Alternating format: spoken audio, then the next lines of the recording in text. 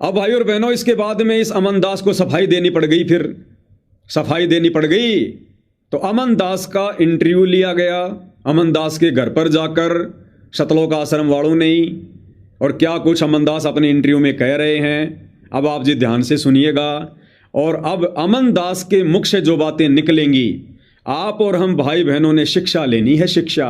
क्योंकि हमने आध्यात्मिक तरीके से, आध्यात्मिक दृष्टिकोण से इस घटना को समझना है और हमें क्या कुछ शिक्षा भक्ति मार्ग पर सावधान होने के लिए मिल सकती है, बस वो शिक्षा हमने लेनी है। सुनिएगा भाई और बहनों ध्यान से।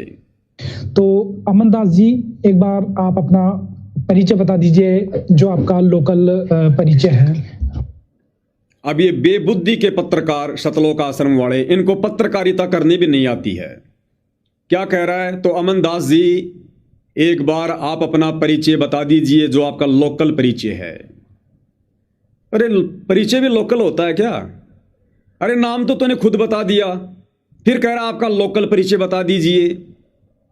तो ये बेबुद्धि के पत्रकार हैं भाई और बहनों।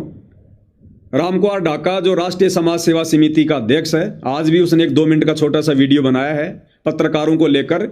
उसने बिल्कुल सही बात कही है इन सतलोक आश्रम से जुड़े पत्रकारों के लिए कि 100 रुपए की डोरी और 200 रुपए का माइक पकड़कर बन जाते हो तुम पत्रकार, तुम्हें गधी की पूंछ का भी पता नहीं है, बोलना क्या है, पूछना क्या है। तो ऐसे तो इंटरव्यू लेने वाले और ऐसे आगे फिर जवाब देने वाले। तो कह रहा अमन दास जी, आपका लोकल परिचय बता दीजिए, लोकल परिचय, जैसे कि ऊपर ये स्वर्ग में रहता है। अब क्या कह रहा भाई, क्या परिचय दे रहा, सुन लीजिएगा। सत साहिब जी, राम राम। आपके चैनल वाले सभी दर्शकों को राम राम। मैं अमन दास, गांव बामडोला, जिला झज्जर का रहने वाला हूं। कितनी बड़ी झूठ बोल रहा है। ये है इसका लोकल परिचय। अरे सतगुरु रामपाल जी का भगत होने के बावजूद, पिछले 20 वर्ष से उनकी भक्ति करने के बावजूद, और कहता है कि संत रामपाल जी ने मेरे को हरियाणा की सेवा दे रखी है, मैं हरियाणा का स्टेट कोऑर्डिनेटर हूं संगत का। एडी से लेकर चोटी तक सफेद बाल आ रहे हैं और झूठ बोलने में जरा भी परहेज नहीं है। क्या कह रहा है? मेरा गांव बामडोला, जिला झज्जर, हरियाणा। अरे सब जानते हैं भाई तू कहां का है। अरे हरियाणा के रोहतक का है मेरे भाई। जींद चौराहे पर तेरा मकान है, जिस मकान में बैठकर तू इंटरव्यू दे रहा है। अगर बामडोला का है तो बामडोला में जाके इंटरव्यू देता ना। बामडोला में रहा होगा तो कभी, पहले तेरे पूर्वज रहे होंगे कभी, हमें इस बात की जानकारी नहीं है। लेकिन पिछले 50 वर्ष से तो मेरे भाई तू रोहतक में रह रहा है। गांव बामडोला से तो तेरा कोई लेना देना नहीं है, ना तेरा मकान है ना तेरी जमीन है वहां पर। देख लो भाई और बहनों, अपने आप को पाक साफ साबित करने के लिए, झूठ को छुपाने के लिए, कितना बड़ा झूठ ये भगत होने के बावजूद बोल रहा है। इसलिए दुनिया संत रामपाल जी के भक्तों पर विश्वास नहीं करती है। इतने नीचे गिरे हुए लोग हैं ये, झूठ इनकी रग रग में समाई हुई है। कहता मैं अमन दास, गांव बामडोला, जिला झज्जर का रहने वाला हूं। सब जानते हैं जींद चौराहे रोहतक में तेरा मकान है मेरे भाई। कई बार तो मैं जा चुका हूं तेरे मकान पर। आगे क्या कह रहा है? और संत रामपाल जी महाराज जी का अनुयायी हूं और सतगुरु रामपाल जी महाराज ने हरियाणा की सेवा मेरे को दे रखी है। संत रामपाल जी ने तेरे को हरियाणा की कोई सेवा नहीं दे रखी है। संत रामपाल जी के तो सभी सेवादार हैं, सभी सेवक हैं। ये सेवा वर्तमान में तेरे को संत रामपाल जी के छोटे भाई महेंद्र ने दे रखी है, संगत का सत्यानाश करवाने के लिए। संत रामपाल जी की तरफ से कोई सेवा नहीं है। सत साहिब जी। तो अमन जी, जिस तरह से पिछले 2 दिन पहले जो डीगल में ग्राम पंचायत हुई थी, तो क्या आप सतलोक आश्रम की तरफ से वहां गए थे? ये देखिए, हमारे जो अपना समाज है, उनका ताना बाना है, वो हमारे सभी पूरे देश में, प्रदेश में है। हमारे जानकार भी हैं, हमारे रिश्तेदार भी हैं, हमारा भाईचारा भी है। वहाँ मेरे निजी रिलेशन हैं और वहाँ से मैसेज मिला था। बाकायदा पहले भी उन्होंने मेरे को बुलाया था और मैं उसमें नहीं पूछ न पाया, और ईव उसके घर पे थी, खुद मीटिंग थी, और वहाँ हम नहीं तो कमेटी की तरफ से थे, नहीं संत रामपाल जी महाराज की तरफ से कोई मैसेज नहीं था। वे अपने निजी न्योता था, उस न्योते के आधार पर वहाँ डिग्गल गांव में गए थे, और ऐसी कोई प्रक्रिया नहीं हुई जो हमने वहाँ से मुख पर कुछ बोला हो। हम सामाजिक आदमी हैं, इस समाज से निकले हुए संत रामपाल जी महाराज से के अनुयायी हैं, और इस समाज में कोई भी खुशी गमी हो हम हर जगह जाते हैं, हमारे कोई रोक टोक नहीं है हमारे गुरुजों की। हम ब्याह शादी दुख सुख सभी में शामिल होते हैं, इसलिए हम वहाँ भी शामिल हुए थे, और हमने कोई ऐसी बात वहाँ नहीं कही जो ये कुछ पत्रकार खामखा की मन गढ़ंत बात बना रहे हैं। ये बिल्कुल झूठी बातें हैं। आगे भाई गुरुजों के आदेश पर वहाँ गए थे, ऐसा कुछ नहीं था, नहीं गुरुजों का आदेश था, नहीं कमेटी का आदेश था। वो मेरा निजी निमंत्रण पत्र मिला था, और वे मेरे निजी आदमी थे। आज से नहीं, कई सालों से उनके साथ रिलेशन है। तो अमन दास जी के द्वारा क्या कहा जा रहा है, भाई और बहनों, शिक्षा लेने की जरूरत है। इनकी अंग्रेजी आप भाई बहन नहीं समझ सकते। इस दास पे परमात्मा ने दया कर रखी है। परमात्मा कहते हैं, साधु शब्दा परखिए, दुख पड़े घरनार, सूर वीर जद जानिए, जब रण बाजे तलवार। साधु संतों की पहचान उनके शब्दों से होती है। और फिर परमात्मा कहते हैं, वाणी ही से पहचानिए कुटिल नीत की घात, अंदर की करनी की निकले मुंह से बात। ये अमन दास क्या कह रहा है, और हरियाणा की संगत इसको फॉलो कर रही है। ये कह रहा है कि मेरे निजी संबंध हैं, मेरे व्यक्तिगत संबंध हैं, मैं आश्रम की तरफ से नहीं गया, कमेटी की तरफ से नहीं गया, संत रामपाल जी का कोई आदेश नहीं था।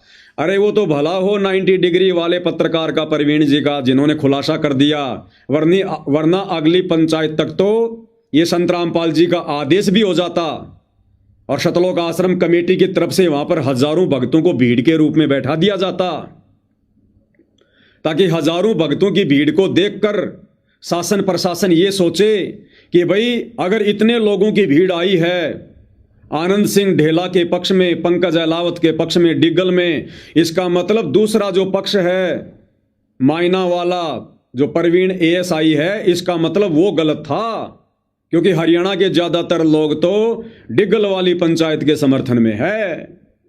तो ये थी इनकी रणनीति, ये थी इन लोगों की साजिश, जिसको परमात्मा ने प्रवीण अहलावत के माध्यम से जो है खारिज करवा दिया। वरना अभी तक तो ये आश्रम का भी आदेश हो जाता, संत रामपाल जी का भी आदेश हो जाता, जो अब ये भाई बिल्कुल हाथ जोड़ के सफाई दे रहा है। अरे अगर तू इतना ही सच्चा था, इतना पाक साफ था, तो तेरे को सफाई देने के लिए वीडियो बनाने की क्या जरूरत थी भाई? अरे हमारे जैसे कुत्ते तो हजारों भोगते हैं तुम्हारी नजरों में, फिर तुमने वीडियो बनाने की क्या जरूरत पड़ गई? आज से पहले तो तुमने वीडियो नहीं बनाए, आज से पहले भी तो हमने तुम्हारे ऊपर आरोप लगाए हैं। आज वीडियो बनाने की क्या जरूरत पड़ गई तुम लोगों को अनन फानन में? क्योंकि तुम गलत हो, तुम्हारी साजिश को परमात्मा ने खारिज करवाया है। और क्या कह रहा है ये कि मेरे निजी संबंध है, मेरे व्यक्तिगत संबंध है उसके साथ में। अरे भैया, संत रामपाल जी का भगत होने के बावजूद, और तू कह रहा है कि मेरे को संत रामपाल जी ने हरियाणा की सेवा दे रखी है, लाखों भगत तेरे को देख के चलते हैं, तेरे को फॉलो करते हैं। तेरी हिम्मत कैसे पड़ गई वहां पर जाने की? तेरे अंदर बुद्धि नहीं है क्या जरा भी? आज तू सफाई दे रहा है कि मेरे व्यक्तिगत संबंध हैं, मैं तो निजी तौर पर गया था। कल को तू उस पंचायत में जाकर हुक्का पीने लग जाएगा और फिर तेरे ऊपर वीडियो बनेगा, फिर तू सफाई देगा कि मैंने तो अपने निजी तौर पर हुक्का पिया था, मैंने तो व्यक्तिगत तौर पर हुक्का पिया था। अरे संत रामपाल जी का भगत होने के बावजूद अगर तेरे को यह बकवाद करनी है जो संत रामपाल जी के मार्ग में नहीं है, तो भैया संत रामपाल जी के नाम का टैग हटा दे, हरियाणा के स्टेट कोऑर्डिनेटर की सेवा से इस्तीफा दे दे, संत रामपाल जी की भक्ति को छोड़ दे। उसके बाद तू जो मर्जी बकवाद कर, तेरे ऊपर कोई वीडियो नहीं बनाएगा, गारंटी है मेरी। तू जो मर्जी कर, हुक्का पी, शराब पी, पंचायत में जा, जो मर्जी कर, भाईचारा निभा, तेरे ऊपर कोई एक शब्द भी नहीं बोलेगा। लेकिन सतगुरु रामपाल जी के भक्ति मार्ग में इन बकवादों को सहन नहीं किया जाएगा। डंके की चोट पर तुम्हारे इस पाखंड को उजागर किया जाएगा। अगर तेरे को किसी से अपने व्यक्तिगत संबंध निभाने हैं तो ये संत रामपाल जी का टैग हटा दे, ये भगत का टैग हटा दे, फिर जो मर्जी जा, भाड़ में जा, कुएं में जा, कोई कुछ नहीं बोलेगा तेरे लिए। अब तू सफाई दे रहा है कि मैं तो निजी तौर पर गया था, मेरे तो व्यक्तिगत संबंध है उसके साथ में।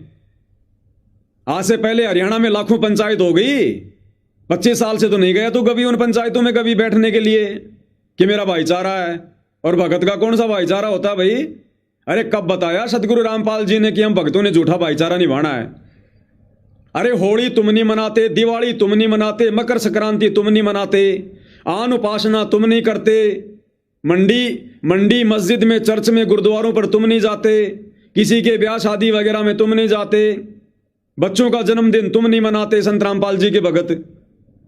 तो बताओ फिर भाईचारा है क्या तुम्हारा लोगों के साथ में?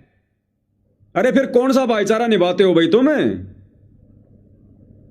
तो हरियाणा की संगत इसको फॉलो कर रही है। तो भैया इन पंचायतों में जाना तो शौक से जा, लेकिन संत रामपाल जी के नाम का टैग हटा दे, भगत का टैग हटा दे। ये हरियाणा की स्टेट कोऑर्डिनेटर की सेवा से इस्तीफा दे दे, उसके बाद में चाहे कुएं में जा, चाहे कहीं भी जा, तेरे को कोई कुछ नहीं बोलेगा फिर। लेकिन जब तक तू सतगुरु रामपाल जी का भगत है और इस प्रकार की बकवाद करेगा तो भाई तेरे ऊपर वीडियो बनेंगे, तेरे पाखंड को उजागर किया जाएगा, तेरे अज्ञान का जो तू ये प्रदर्शन कर रहा है ये संगत के सामने रखा जाएगा। और आगे क्या कह रहा है ये? अपने बचाव में अपने भगवान को दोषी बना रहा है, अपने बचाव में अपने गुरु को दोषी बना रहा है। कहता हम तो ब्याह शादी में भी जाते हैं, सारे सामाजिक कार्यों में जाते हैं, हमारे गुरु जी का आदेश है, हमारे गुरु जी की तरफ से कोई मनाही नहीं है। कब आदेश दिया तेरे गुरु ने? तेरे गुरु ने कब आदेश दिया किसी जागरण में जाने का, किसी पार्टी में जाने का, किसी के जन्मदिन पर जाने का, किसी पंचायत में जाने का, किसी ब्याह शादी में जाने का, किसी त्योहार पर जाने का? कब आदेश दिया तेरे गुरु ने? कौन से सत्संग में दिया? जरा हमें भी तो बता दे भाई, हमें भी तो पता चले कि कौन से सत्संग में आदेश दे दिया। अपने बचाव में परमात्मा के ज्ञान को ठोकर मार रहा है। इसलिए परमात्मा कहते हैं शब्दों से ही भगत की पहचान होती है, साधु शब्दां पर रखिए। तुम जिनको बहुत बड़ा स्टेट कोऑर्डिनेटर मान रहे हो, देख लो इनकी असलियत, इनकी औकात देख लो। अरे भक्ति मार्ग पर ये कितने मर्यादा में हैं, ये कितने भगत हैं, देख लो, तुम्हारी आंखों के सामने है। अपने बचाव में और संत रामपाल जी के ज्ञान को झूठा साबित कर रहा है कि संत रामपाल जी ने कभी मना नहीं किया ब्याह शादी में जाने के लिए। अरे और क्या, संत रामपाल जी ढोल नगाड़े बजा बजा के कहेंगे कि ब्याह शादी में मत जाओ?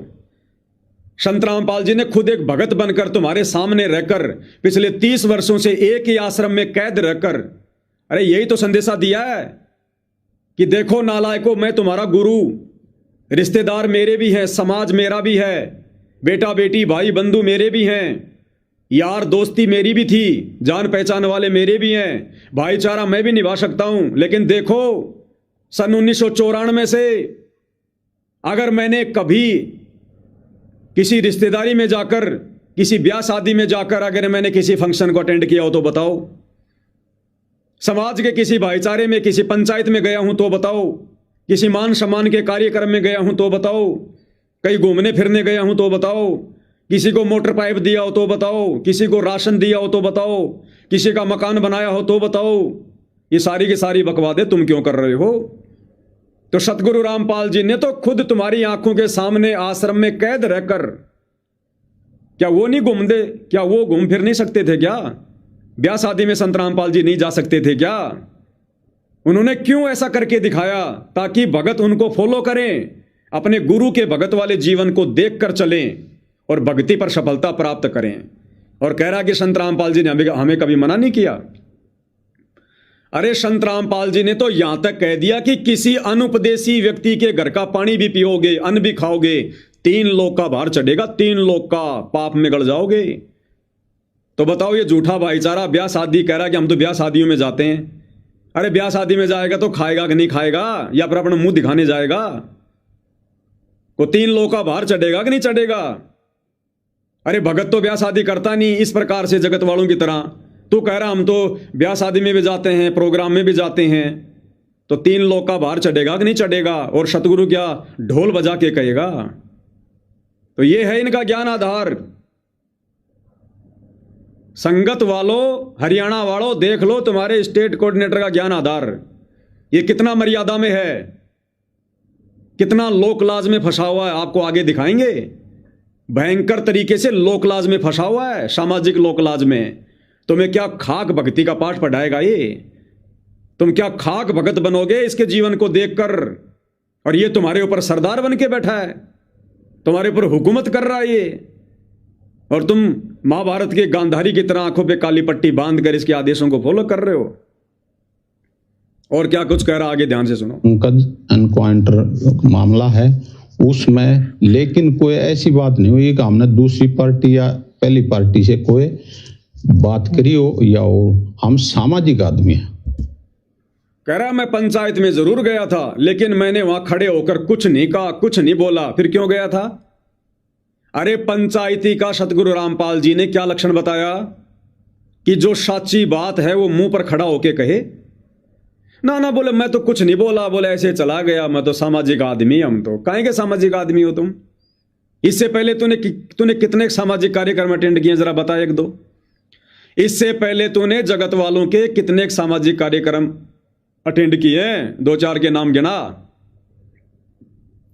तो ये है इनकी बकवाद है, सुनते जाओ आगे आगे। सामाजिक के नाते उन लोगों ने हमारे को बुलाया था।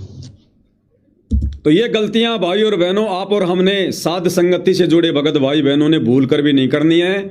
हमने तो इन बड़े बड़े परम भगतों की गलतियों से सीखना है, शिक्षा लेनी है।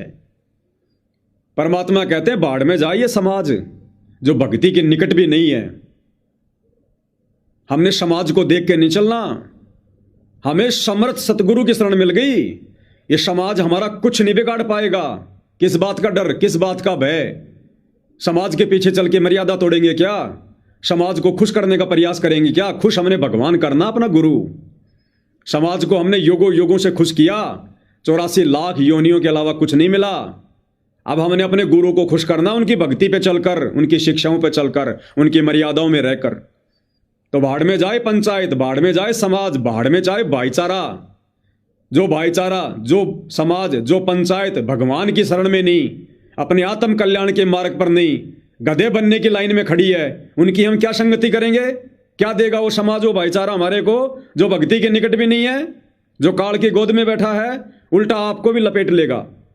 इसलिए परमात्मा कहते हैं दुनिया से ती दोस्ती पड़े भजन में भंग, एकाएकी राम से या साधु के संग। ये बहुत बड़ी शिक्षा मिलती है आप और हमें, इन अमनदास जैसे मंदबुद्धि लोगों की, इन जो है इन घटिया हरकतों के चलते। और गुरुदेव क्या शिक्षा दे रहे हैं हमें? अरे परमात्मा क्या कहते हैं कि शब्द सैन सतगुरु की पहचान है, वो पावे अटल सुहागरे। सतगुरु हर बात को छाती में तीर मार के नहीं कहेगा, सीधे सीधे नहीं कहेगा। सतगुरु संकेतों में कहता है, और जो संकेतों को समझ जाता है वही बुद्धिमान भगत होता है। और गुरुदेव हमें क्या संकेत कर रहे हैं काफिर के अंग के माध्यम से? एक कथा सुनाई ना गुरुदेव ने हमें। एक ऋषि था, उसकी पत्नी थी, और एक राजा उसका साधु था ऋषि का। एक दिन राजा ने अपने घर पर कोई कार्यक्रम रखा, तो ऋषि की पत्नी जो जंगल में रहते थे झोंपड़ी डालकर, ऋषि की पत्नी ने कहा जी चलो मेरी बहन के घर चलते हैं, राजा ने बहुत बड़ा कार्यक्रम किया है, न्योता आया है। ऋषि ने उसको मना कर दिया कि भगवान अपने से बड़ों के अंदर नहीं घुसा करते, अपने से बड़ों के अंदर नहीं घुसा करते। हम भगत हैं, हमारे कुछ नियम है, कुछ मर्यादा है, हमने बेवजह उन राजा लोगों के वहां नहीं जाना चाहिए। उसका रिश्तेदारी तो था, वो उसका साडू ही तो था। ऋषि ने फिर भी मना कर दिया कि भगवान हमने नहीं जाना चाहिए, अपने से बड़ों के अंदर नहीं घुसना चाहिए। और उसके बाद फिर गुरुदेव ने कथा सुनाई हमें, गीदड़ की और ऊंट की। किस लिए सुनाई थी वो कथा? टाइम पास के लिए नहीं, बहुत गहरी शिक्षा देती है। क्या कह रहे हैं गुरुदेव के मुख कमल से सुनिएगा। ऋषि की पत्नी ने अपने पति से कहा कि मेरी बहन का संदेशा आया है, उनके यहाँ भोजन करने चलना है। ऋषि बोला कि रहने दे भगवान, इन अपने ते ठाडा का भीतर ना बढ़ा कर दे। एक समय एक ऊंट मर गया और एक गिद्दड़ जो है उस ऊंट ने खाता खाता अच्छा थोथा कर लिया अंदर से, और जो बाहर से चाम था वो सूख गया, और गिद्दड़ जो घना गहरा अंदर चला गया वो बंद हो गया पाछे, तो चाम कति सूख के खड़ंग हो रहा था, वो पड़ गया कि तो घना खुद गया, और गादड़ भीतर रुक गया ना लकड़ा मार चुकल की रोए। एक हफ्ते पाछे वर्षा होगी, वर्षा होने तक वो नरम हो गया चाम, वो गादड़ फिर मार के सिर निकला कसूती स्पीड पकड़ गया। तो साथी बोले रखित गया था, मैं बोला गया कि था, एक अनुभव तो हो गया, बोला अपने तो बड्डे का भीतर नहीं बढ़े। तो यहां ऋषि ने बहुत समझाया पर उसकी पत्नी मानी को ना। क्या शिक्षा दे रहे गुरुदेव इस गिद्दड़ और ऊंट की कथा के माध्यम से कि अपने से ठाड्या के भीतर नहीं घुसना चाहिए। अरे अमनदास तू भगत है और भगत की जगत में कोई औकात नहीं है, तिनके जितने भी औकात नहीं है, तिनके जितने भी औकात, 2 कोड़ी का जीव होता है भगत। और ये खा पंचायत के लोग, ये प्रधान लोग, ये चेयरमैन लोग, ये तो ऊंट के समान है, ऊंट के समान है, और हम भगत हैं गिदड़ के समान। और गुरुदेव यही तो शिक्षा दे रहे हैं, अपने से बड़ों के भीतर नहीं घुसना चाहिए, उस गिद्दड़ जैसी दुर्गति हो जाएगी, गिद्दड़ जैसी दुर्गति। भगत हो अपनी औकात में रह के भक्ति करो। हमारे बाप ने, हमारे गुरु ने जो रहनी करनी हमें जो करके दिखाई है, जो सत्संगों में शिक्षा दी है, हमने उस हिसाब से भक्ति मार्ग पर चलना चाहिए अपनी भक्ति को बचाने के लिए। तो भक्तों ने ये झूठा भाईचारा नहीं निभाना चाहिए, अपने से ठाड्या के भीतर नहीं घुसना चाहिए, नहीं तो अंदर ही कैद हो जाओगे, जिस प्रकार वो गिद्दड़ ऊंट के अंदर कैद हो गया था, बड़ी मुश्किल से बाहर निकला था। तो ये शिक्षा दे रहे हैं गुरुदेव भगवान। तो भाई और बहनों, आप और हमने इस अमन गोदारा की तरह ये बेवकूफ़ी नहीं करनी है, ये नादानी नहीं करनी है जो सतलोक आश्रम कमेटी वर्तमान में कर रही है। हमने शिक्षा लेकर आगे बढ़ना है, इनकी गलतियों से हमें शिक्षा मिलेगी, इनकी गलतियों से शिक्षा। क्या कहते हैं हमें गुरुदेव भगवान? भाई और बात तेरे काम न आवे, तू संतों शरण लाग रे, के सोवे गफलत में बंदे, जाग जाग नर जाग रे, जाग जाग नर जाग रे। और बात तेरे काम न आवे, ये और बातों में आता है, ये पंचायत में जाना, भाईचारा निभाना, राजनीति करना, परशुराम की जयंती में जाना, सिरसा में जाना, स्वदेश कबीर की रैली में जाना, अयोध्या में भंडारा लगाना, जाटों की धर्मशाला बनाना, जाट आरक्षण में जाके बैठना, दुनिया भर की गौशालाओं में जाना, ये और बातों में आता है, और बातों में। और गुरुदेव कहते हैं और बात तेरा काम न आवे, नालायक बर्बाद हो जाएगा, तेरे कोई काम नहीं आएगा ये झूठा भाईचारा। तो संतों शरण लाग रे, अपने सतगुरुदेव भगवान की शरण में रहे, अपनी भक्ति कर, मर्यादा ना तोड़, के सोवे गफलत में बंदे, जाग जाग नर जाग रे। और आगे क्या कह रहे हैं परमात्मा? उमदा चोला बण्या अनमोला, लगे दाग पे दाग रे, उमदा चोला बण्या अनमोला, लगे दाग पे दाग रे। 2 दिन की गुजरान जगत में, क्यों जले बिरानी आग रे, क्यों जले बिरानी आग रे। ये नादान भगत, तेरी 2 दिन की जिंदगी है, बड़ी मुश्किल से दाव लगा, भगवान मिल गया, भक्ति कर ले, इस गंदे लोक से पार हो ले। ये झूठा भाईचारा निभाते तुझे असंख्य युग हो गए, गधा बना के छोड़ता है भाईचारा। इस बिरानी आग में क्यों जल रहा है? अरे किसने किसको गोली मारी, कौन किसके पक्ष में है, कौन किसके विपक्ष में है, वो अपनी लड़ाई अपने आप लड़ रहे हैं। तुम जबरदस्ती भगत होने के बावजूद बिरानी आग में जाके बैठ रहे हो, बिरानी आग में जल रहे हो। तेरा क्या लेना देना था वहां पर? रोज दुनिया मरती है, दुनिया जन्म लेती है, हमें क्या लेना देना उन बातों से? तुम्हारे घर की आग तो तुमसे बुझ नहीं रही, बिरानी आग क्या तुम खाक जाके बुझाओगे? हिसार जेल से रोजाना सतलोक आश्रम के प्रमुख संचालक सतगुरु रामपाल जी के द्वारा तुम आश्रम वालों को रोजाना डांट पड़ती है, रोजाना। तुम्हारी हरकतों को देखकर संत रामपाल जी जेल में बैठकर रोते हैं। विशेष संदेश नहीं सुनते क्या? तुम्हें रो रो के समझाते हैं कि और क्या सीना फाड़ के समझाऊं? अभी भी तुम्हारे समझ में नहीं आ रही। तुम्हारी छाती में ज्यादा पाप जमा है, घना। तुम्हें समझाते समझाते तो सतगुरु रामपाल जी की आंखों में आंसू आ जाते हैं। तुम क्या दुनिया को खाक समझाओगे जाके पंचायतों में? पहले खुद तो समझ लो, घर की आग तो बुझा लो, दुनिया की बाद में बुझाना। दुनिया को अपनी आग बुझाना आता है। तो ये क्या कर रहे हैं भाई और बहनों वर्तमान में? क्या इनको करना चाहिए था? जहां इनको जाना चाहिए वहां नहीं जाते ये। अब कह रहा हम तो सामाजिक आदमी हैं। अरे थोड़े दिन पहले हरियाणा में मनीषा हत्याकांड हुआ था, पता है ना? पूरे हरियाणा को आमंत्रित किया था उन्होंने और पूरा हरियाणा उनके पक्ष में जाके खड़ा हो गया था। उस समय तुम्हारा भाईचारा जागृत क्यों नहीं हुआ? उस समय तुम आश्रम वालों को याद क्यों नहीं आई? यहां तो तुम्हें भाईचारा दिखाई देगा क्योंकि डिग्गल का मामला है और करोथा में तुम्हारा आश्रम है, तुमने अपना आश्रम चलाना है। मनीषा हत्याकांड में क्या हो गया था? उस बेटी के पक्ष में, उस बेटी के समर्थन में क्यों नहीं गए तुम? पूरा हरियाणा उसके समर्थन में आ गया, तुम आश्रम वाले क्यों नहीं गए? एक चिड़ी का बाप भी नहीं गया वहां पर तुम्हारे में से, और तुम भाईचारे की बात करते हो। तुम्हारे मुंह से बातें अच्छी नहीं लगती। आगे क्या कह रहा है सुनिएगा। अमन जी, सतगामा प्रधान की तरफ से जो अभी लेटर आया है उसके बारे में आप क्या कहेंगे?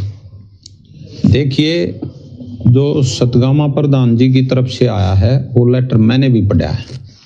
अब वो ये कह रहे हैं कि हमारे भाईचारे को और 36 बरादरी को ठेस लगी है।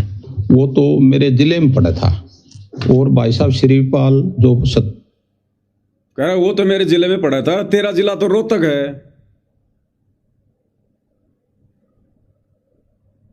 और तेरे जिले में पढ़ो ना पढ़ो तो खुद तो भगत है। तुझे क्या दिक्कत थी वहां? सुलझा देगा तू उस मैटर को। सुलझा दिया तूने वो मैटर। तुम लोग जिस जिस पंगे में पांव अड़ जाते हो वो मैटर और ज्यादा उलझता है। इसके भी मैं एग्जांपल दूंगा। तुम लोग जहां जहां जाते हो ना, अगले का सत्यानाश होता है, सत्यानाश। इसका भी एग्जांपल दूंगा मैं। और आगे क्या कह रहा, ध्यान से सुनो। है, इनसे फिर कहना चाहता हूँ, हमने आपसे भी कोई द्वेष नहीं है और उनसे भी कोई द्वेष नहीं।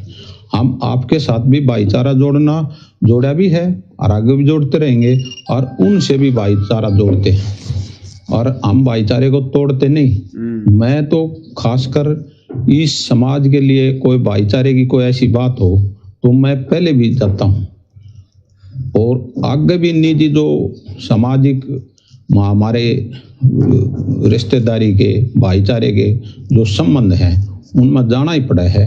क्योंकि ये क्या नाम है, लोक लाज इसीलिए तो बना रखी है। देखा, सुन लो सतलोक आश्रम वालों, तुम्हारे स्टेट कोऑर्डिनेटर के मुख कमल से मधुर मधुर वचन। कहता है मैं तो पहले भी सामाजिक कार्यों में जाता था, आगे भी जाऊंगा। और कह रहा लोक लाज इसीलिए तो बनाई है। अरे फुट्टे भाग तेरे, फुट्टे भाग तेरे अमनदास। परमात्मा कहते हैं फूटी आंख विवेक की अंधा है जगदीश। भाई मनी राम को 500, चंपाकली को 500, मनी राम को 30। फूटी ज्ञान विवेक की अंधा है जगदीश और चंपाकली को 500 और मनी राम को 30। क्या बोल रहा है ये आदमी? किस कैटेगरी से भगत है ये? कहता ये लोक लाज समाज में इसीलिए तो बनी है, हमारे को जाना पड़ता है। और मैं तो उसी लोक लाज को देखकर वहां पर पंचायत में गया था। यानी जब इसको न्योता दिया गया डिग्गल पंचायत की तरफ से तो ये मना करने की हिम्मत नहीं कर पाया। इसके अंदर भक्ति की शक्ति नहीं है। ये कह रहा मैं लोकलाज में आ गया, मैं हिम्मत नहीं कर पाया मना करने की। मैं ये नहीं कह पाया कि जी हमारे गुरुजी के तो आदेश नहीं है इस प्रकार से पंचायतों में आने के जाने की। हमें पता नहीं आपका क्या मामला है, क्या मैटर है। ना मेरी आंखों के सामने आपके लड़के ने गोली मारी, ना दूसरे ने गोली मारी। तुम्हारा आपस का मामला, भाई मैं क्या करूंगा तुम्हारे मामले में आकर। मैं भगत हूं, कल को तुम मेरे को गवाह बनाओगे, मैं तुम्हारी गवाह भी नहीं दे पाऊंगा। हमारे गुरुजी ने मना किया कि हमने किसी एक पक्ष की बात नहीं करनी, हम तो भगत हैं, हम तो निष्पक्ष होकर भक्ति करते हैं। तो अमनदास कह रहा है कि मेरी हिम्मत नहीं पड़ी उसको मना करने की, और कह रहा है लोकलाज इसीलिए तो बनी है, तो मैं तो लोकलाज के तहत गया था। अरे ध्यान से सुन लो एक बार। के भाईचारे के जो संबंध हैं उनमें जाना ही पड़ा है, क्योंकि ये क्या नाम है, लोकलाज इसीलिए तो बना रखी है। इस लोकलाज में आदमी रह है और बड़े कौए हैं भाई वहां आइए, तो इसलिए वहां गया था। इस लोकलाज में रहना पड़ता है और बड़े आदमी कहते हैं भाई वहां आना, तो बोला जाना पड़ता इसीलिए गया था। अरे कल को तेरे रिश्तेदार तेरे को माता जी के जागरण में बुलाएंगे तो लोकलाज में जाएगा क्या? करे लोकलाज इसीलिए तो बनी है, बड़े बूढ़े इसीलिए तो कहते हैं लोकलाज में जाना पड़ता है। यह है तुम्हारा स्टेट कोऑर्डिनेटर। भक्ति पर इसका 1% भी जो कदम है वो दृढ़ता के साथ में नहीं है।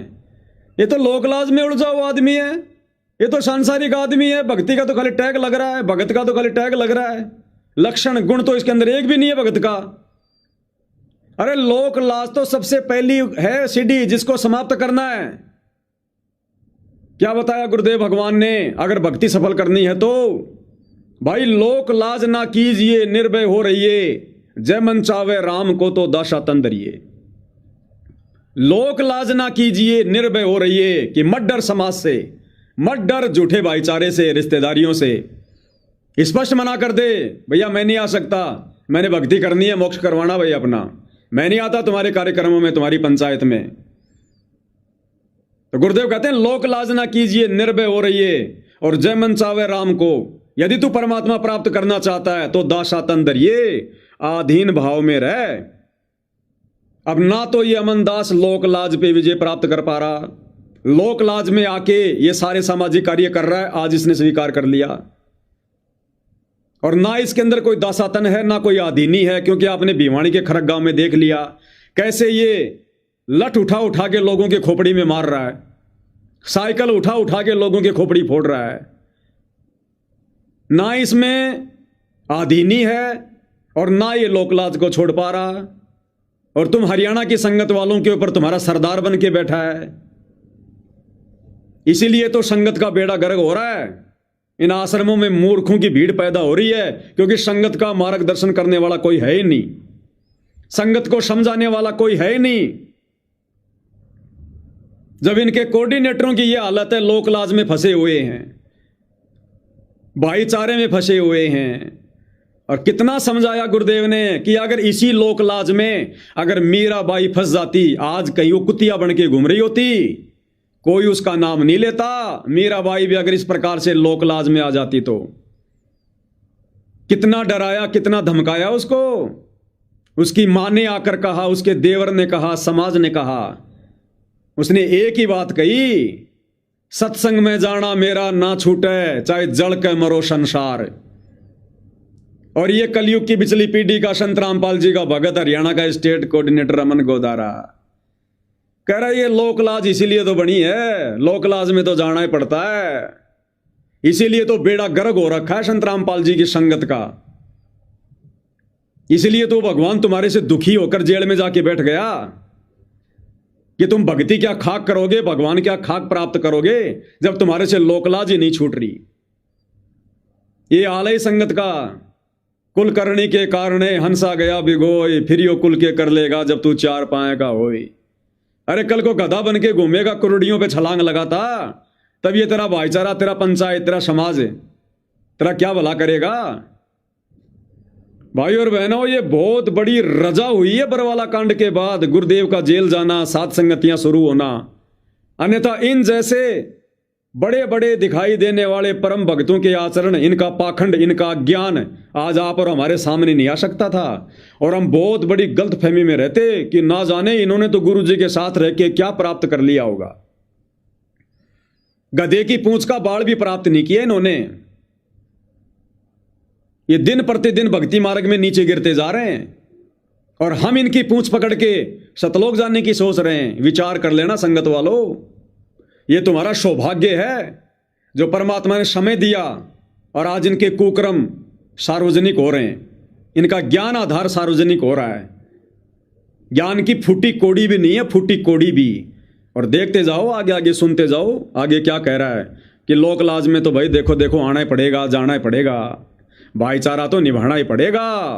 देख लो आप, लाज इसलिए तो बना रखी है, इस चारे के जो संबंध है उनमें जाना ही पड़ा है, क्योंकि ये क्या नाम है, लोक लाज इसलिए तो बना रखी है। इस लोक लाज में आदमी रह है और बड़े कौए हैं भाई वहां आइए, तो इसलिए वहां गया था, ना कि ये भाई मायने वाले के विरोध में गया, ना उनसे मैंने कोई ऐसे विरोध के विचार रखे। मैं तो गया और उनको एक भाईचारे तक बातचीत बैठा रहा, कोई विचार भी नहीं करा।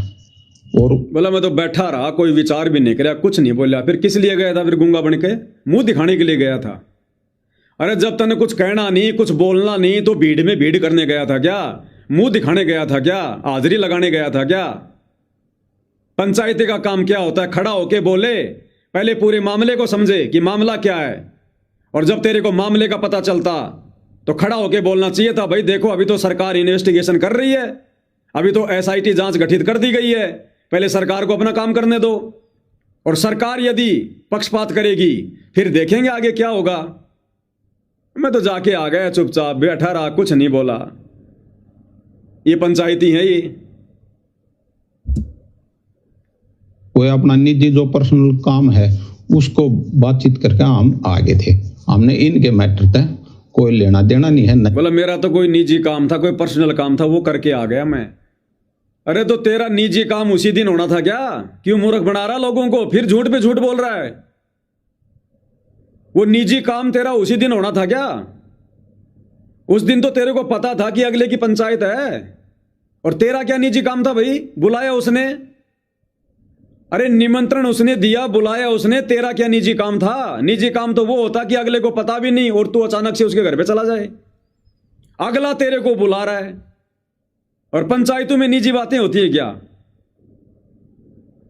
उसका तो बेचारा का वैसे पारा 104 डिग्री हो रहा है वर्तमान में, उसके छोरे की जान पे बात आ रही है,